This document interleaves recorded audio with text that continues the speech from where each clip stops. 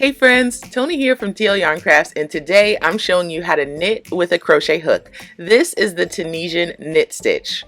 If you're excited to learn this Tunisian crochet technique with me today, be sure to like this video and consider subscribing to my channel for even more crochet tutorials, free patterns, and product reviews. For this tutorial, I'm using a 6.5mm Tunisian crochet hook and worsted weight yarn. The Tunisian knit stitch is worked over any number of stitches, and for my sample, I'm working over 15 stitches. We'll begin by chaining 15. So I'm going to make a slip knot with my yarn, insert my hook, tighten down the knot, yarn over, and pull through for one chain, 2, 3, 4, 5, up to 15.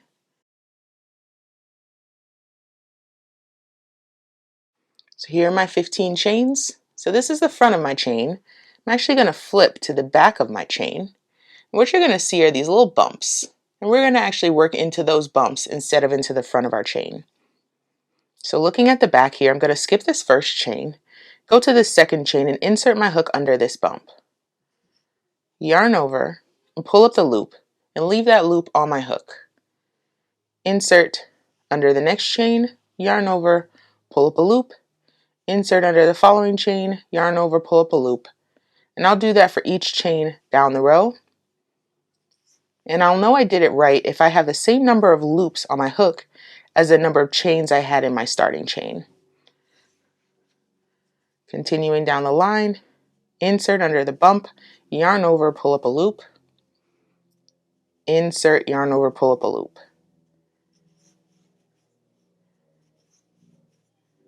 Just a few more here. So after I finish my last chain, I always like to give it a count just to make sure I'm in the right place. So I've got 1, 2, 3, 4, 5, 6, 7, 8, 9, 10, 11, 12, 13, 14, and 15. And that's the number of chains I started with.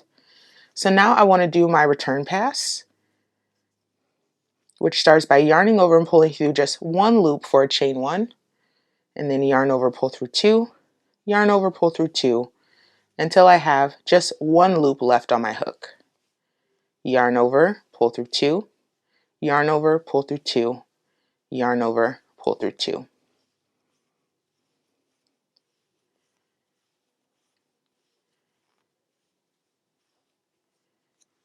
So that's the end of my foundation. You should have something that looks a little bit like this. Now we can start our knit stitch. So the first loop on our hook counts as our first stitch, so we're skipping this first vertical bar. We're going to work in the following stitch. Now you do want to understand what you're looking at to make sure you get in the right place for your knit stitch. So when we look at this stitch, we've got a front vertical bar here, and just behind it we have a back vertical bar. What we want to do is insert our hook in the space between those bars and pull up a loop. So here we go. Working in this second stitch, you kind of pull your work apart to see that front bar and that back bar. I'm inserting my hook between those bars, and then I'm going to yarn over and pull up a loop. Now I can go to my next stitch, inserting my hook between those bars, yarn over, pull up a loop. And I'm leaving my loops a little bit higher than normal because this stitch can get very thick and it'll tend to curl up on you very, very aggressively. So having a looser tension here makes a huge difference. Insert between the bars, yarn over, pull up a loop. Make sure you're getting between the bars and not in the space between stitches. We want to go between the bars. Insert, yarn over, pull up the loop. And again, I'm leaving my loops pretty loose here, going for a very loose gauge. If you find that your knit stitch is curling way out of control, you could always go up a hook size or drop a size on your yarn, whatever is easier to do. So we're going to continue pulling up loops in the space between the bars until we get to our last stitch.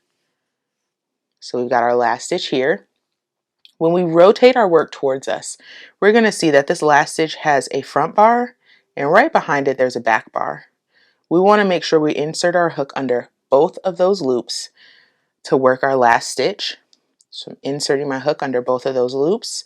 I'll yarn over, pull up a loop, and that completes the forward pass for the knit stitch. You can see that the way that we pulled up loops, our starting chain is really close to our working row. So that kind of gives you an idea of how much this stitch is going to curl. So now we can do our return pass. We'll start with a yarn over, pull through 1 for a chain 1, then yarn over, pull through 2, yarn over, pull through 2, yarn over, pull through 2, again till we have 1 loop left on the hook. Yarn over through 2, through 2, through 2, and through 2. And that's essentially it for the knit stitch. You can start to see those small V's coming into play already.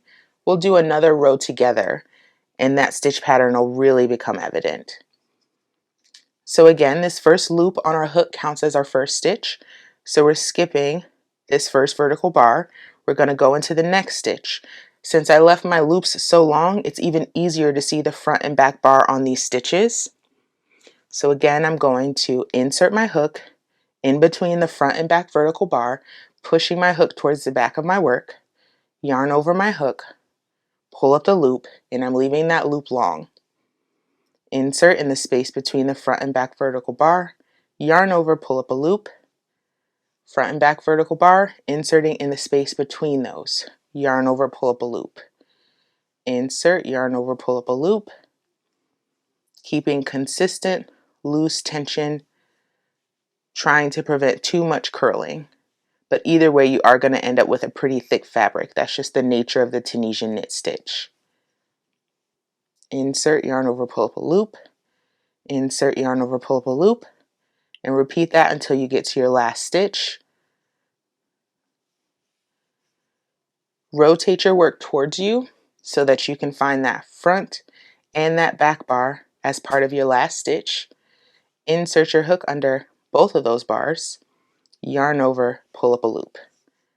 So we should still have the same number of loops on our hook as we did in our starting chain. And at this point, of course, we can do our return pass, starting with a chain 1, yarn over, pull through 2, yarn over, pull through 2, until there's just 1 loop left on the hook.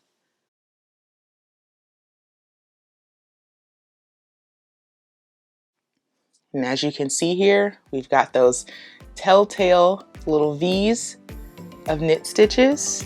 I just love that you can mimic knitting in Tunisian crochet, and I hope you'll give this stitch a try. This video was made as a supplement to the Knit Stitch Square as part of the Tunisian Holiday Sampler Blanket. To get the row-by-row instructions for the Knit Stitch Square and learn more about this free sampler Afghan pattern, visit the link in the description. Thanks so much for watching, and I'll see y'all next time.